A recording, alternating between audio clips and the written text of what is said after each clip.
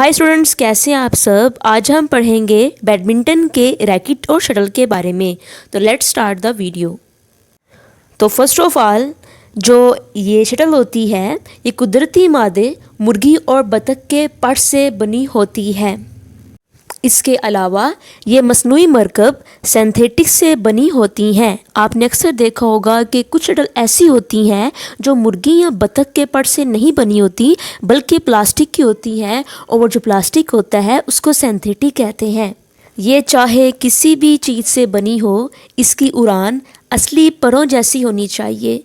ये बात बिल्कुल मैटर नहीं करती कि ये किससे बनी हुई है, लेकिन इसकी जो उड़ान है वो असली परों वाली होनी चाहिए। इम्पोर्टेंट बात ये है। इसका वज़न 4.74 से 5.5 ग्राम होना चाहिए, यानी इसके दरमियान होना चाहिए, यानी कि 4.74 से 5.5 ग्राम। इसमें 16 पर लगे होते हैं। ठीक है जी।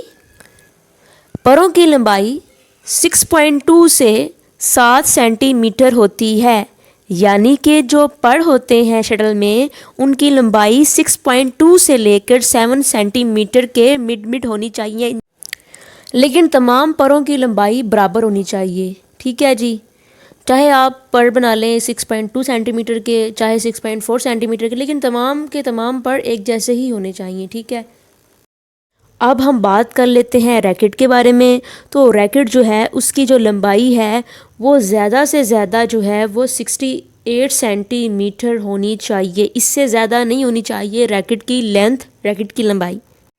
चौड़ाई की बात अगर हम करें तो रैकेट जो है वो 23 सेंटीमीटर चौड़ा होना चाहिए, यानी कि उसकी विड्थ होनी चाहिए। देखिए, जो एक रैकेट होता है ना उसके 4 पार्ट होते हैं। पहले हेड, फिर थ्रोट, फिर शैफ्ट, फिर हैंडल। जो हेड होता है जिसको स्टैंडर्ड एरिया भी कहते हैं, इसकी जो लंबाई होती है वो 28 सेंटीमीटर होती है। ठीक है। हेड की जो लंबाई होती है वो 28 सेंटीमीटर है।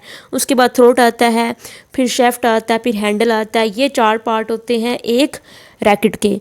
तो आई होप कि आपको कोई ना कोई फ़ायदा तो हुआ होगा ये वीडियो देखने के बाद। तो प्लीज़ चैनल को सब्सक्राइब कीजिएगा और इस वीडियो को शेयर कीजिएगा अपने फ्रेंड्स के साथ।